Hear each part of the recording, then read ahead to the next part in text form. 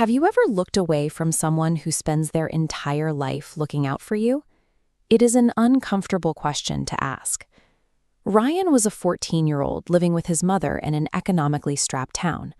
His father had passed away years ago, leaving a single, limited income to cover every need for a growing teenager. Inside their home, there were two different metrics of survival. Ryan measured his worth against the branded clothes and expensive phones of his classmates. His mother measured hers by the presence of a packed lunch and a paid electric bill. When a teenager's world is defined by what is visible in a school hallway, the unseen daily logistics of the home, the rent, the groceries, the utilities, tend to recede entirely into the background. Social comparison makes it easy to focus on what you lack rather than the effort required to provide what you have. Every morning, his mother woke up before sunrise to work the first of two shifts. She arrived at school events in old shoes and faded clothes. Ryan noticed her appearance, but instead of seeing the hard work that caused it, he felt a deep, creeping embarrassment. That embarrassment peaked outside of his school. When his mother waved from the sidewalk, his friends laughed at her worn-out clothes. Ryan turned away, telling them she was just someone from the neighborhood. The tension finally boiled over in their cramped kitchen. Ryan demanded to know loudly why they were always struggling and why they couldn't be like other families. His mother stayed silent, walked to her room, and skipped her own dinner that night. Days later, Ryan forgot his lunch. He sat alone and hungry until he saw his mother walking toward the school gate. She was sweating heavily, her face was pale, and her hands were visibly shaking as she handed him the box. Ryan ignored her condition, whispering at her to leave before his friends saw them together. Ryan was judging his mother entirely on visible metrics, the quality of her clothes and the lack of money. Focusing only on these details, he missed the physical breakdown occurring right in front of him. The next morning, Ryan woke up to absolute silence. No breakfast on the table, no movement in the kitchen. Then the phone rang. A neighbor was calling to say his mother had collapsed at work and was being rushed to the hospital. The doctor's diagnosis was straightforward: severe exhaustion and chronic malnourishment. Her body was showing signs of systemic depletion from working far beyond its physical limits. While his mother was unconscious, the hospital staff handed Ryan a small, battered notebook that had been tucked inside her work bag.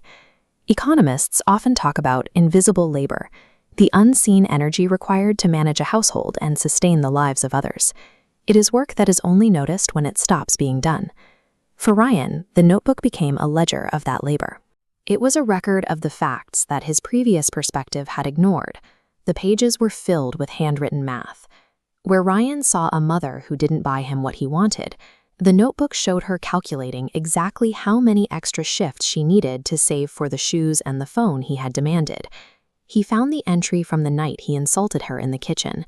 Skipping dinner wasn't a reaction to his words. It was a deliberate choice to ensure the food remaining in the house would last him through the end of the week. This is the iceberg model of her sacrifice. Above the water were the actions Ryan saw, the simple delivery of a lunchbox. Below the water were the costs. Her shaking hands were not just nerves, but organ fatigue.